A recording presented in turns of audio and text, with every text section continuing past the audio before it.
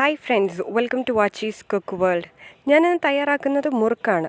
നമ്മളുടെ വീട്ടിൽ ബാലൻസ് വരുന്ന ചോറ് വെച്ച് നമുക്ക് വളരെ ഈസി ആയിട്ട് തയ്യാറാക്കാൻ പറ്റുന്ന മുറുക്ക്. നമ്മൾ ചോറൊക്കെ ബാക്കി വരുമ്പോൾ സാധാരണ കളയുകയും ചെയ്യുന്നതല്ലേ. അപ്പോൾ ഇത് കളയണ്ട, നമുക്ക് ആ ചോറ് വെച്ചിട്ട് തന്നെ മുറുക്ക് തയ്യാറാക്കാം.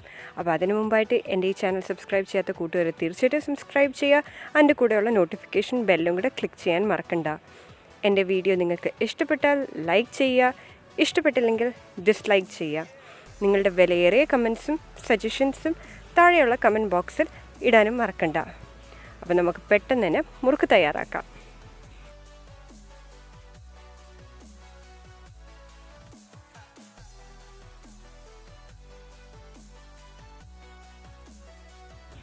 ഞാനിവിടെ 1 കപ്പ് ചോറ് എടുത്തിട്ടുണ്ട്. ഇതിപ്പോൾ ബാലൻസ് വന്ന ചോറ് എടുക്കാം, ഇല്ലെങ്കിൽ നിങ്ങൾ അന്ന് വേവിച്ച ചോറാണെങ്കിലും എടുക്കാം. ഗസ്റ്റൊക്കെ വന്നാൽ പെട്ടെന്ന് തയ്യാറാക്കി കൊടുക്കാൻ പറ്റുന്ന ഒരു മുറുക്കാണിത്. ഇനി ഇതിൽ ഞാൻ എടുത്തിരിക്കുന്നത് 7-8 കൊച്ചുള്ളി എടുത്തിട്ടുണ്ട്. അതേപോലെ 6 മുതൽ 8 അല്ലി വെളുത്തുള്ളി എടുത്തിട്ടുണ്ട്. പിന്നെ ഒരു 1/2 ടീസ്പൂൺ എള്ള്, കറുത്ത എള്ള്, 1/2 ടീസ്പൂൺ അരിമോദകവും, 1/4 ടീസ്പൂൺ മഞ്ഞൾപ്പൊടിയും. അരിമോദകം ഇല്ലെന്ന് വെച്ചിട്ട് ഒരു കുഴപ്പമില്ല, നിങ്ങൾക്ക് പകരം ജീരകം ചേർത്ത് കൊടുക്കാം. ഉണ്ടെങ്കിൽ മാത്രം എള്ളം ചേർത്ത് കൊടുത്താൽ മതിയാവും. പിന്നെ എടുത്തിരിക്കുന്ന അരിപ്പൊടിയാണ്. അരിപ്പൊടിയുടെ അളവ് ഞാൻ പറയുന്നില്ല, നമുക്ക് ഇത് കുഴച്ചെടുക്കാൻ ആവശ്യമുള്ള അത്രയും അരിപ്പൊടി എടുക്കണം.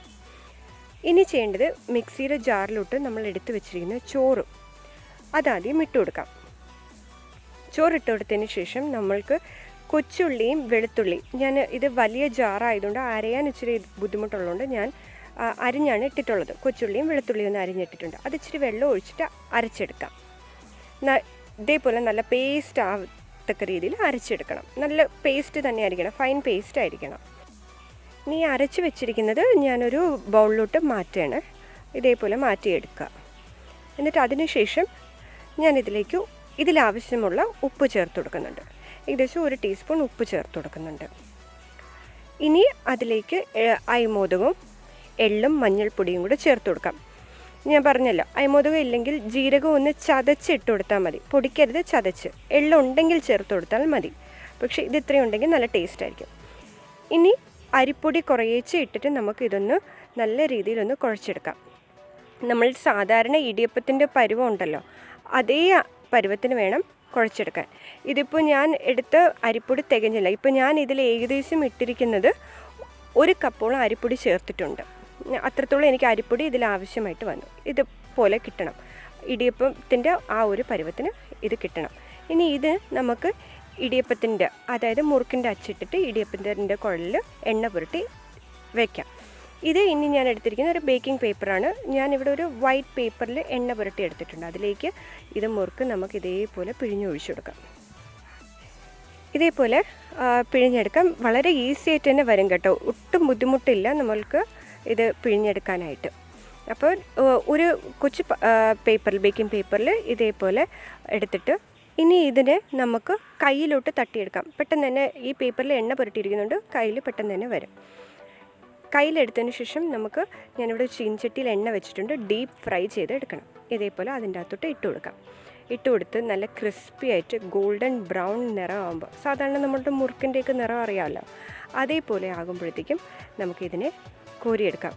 കണ്ടോ, വളരെ എളുപ്പത്തിന് തയ്യാറാക്കാൻ പറ്റുന്ന ഒരു മുറുക്കാണ്. ഒരുപാട് ഇൻഗ്രീഡിയൻസ് ഒന്നുമില്ല, പെട്ടെന്ന് തന്നെ തയ്യാറാക്കി എടുക്കാമല്ലോ. കണ്ടോ, അപ്പോൾ വീട്ടിൽ ഗസ്റ്റൊക്കെ വന്നാൽ നിമിഷം കൊണ്ട് അവർക്ക് ചായയുടെ കൂടെ ചായ ഇടുന്ന ആ ടൈമിനുള്ളിൽ മുറുക്കും റെഡിയാവും.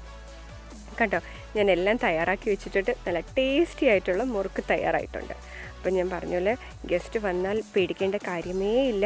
നമ്മൾ കടയിൽ പോയി പലഹാരമൊന്നും മേടിക്കേണ്ട, ചായയുടെ കൂടെ നല്ല കറുമുറ തിന്നാൻ പറ്റുന്ന മുറുക്കാണിത്. അപ്പോൾ തീർച്ചയായിട്ടും നിങ്ങളിതെല്ലാവരും ഒന്ന് ട്രൈ ചെയ്ത് നോക്കുക.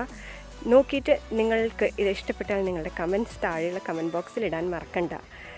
എൻ്റെ വീഡിയോ ഇഷ്ടപ്പെട്ടാൽ നിങ്ങൾ തീർച്ചയായിട്ടും ഇതൊന്ന് ലൈക്ക് ചെയ്യുക, നിങ്ങളുടെ ഫ്രണ്ട്സുമായിട്ട് ഷെയർ ചെയ്യാനും മറക്കണ്ട. എൻ്റെ ഫേസ്ബുക്ക് പേജും ഇൻസ്റ്റാഗ്രാം പേജും കൂടി ഫോളോ ചെയ്യുക. അപ്പോൾ അടുത്ത വീഡിയോ കാണുന്നവരെ ബൈ.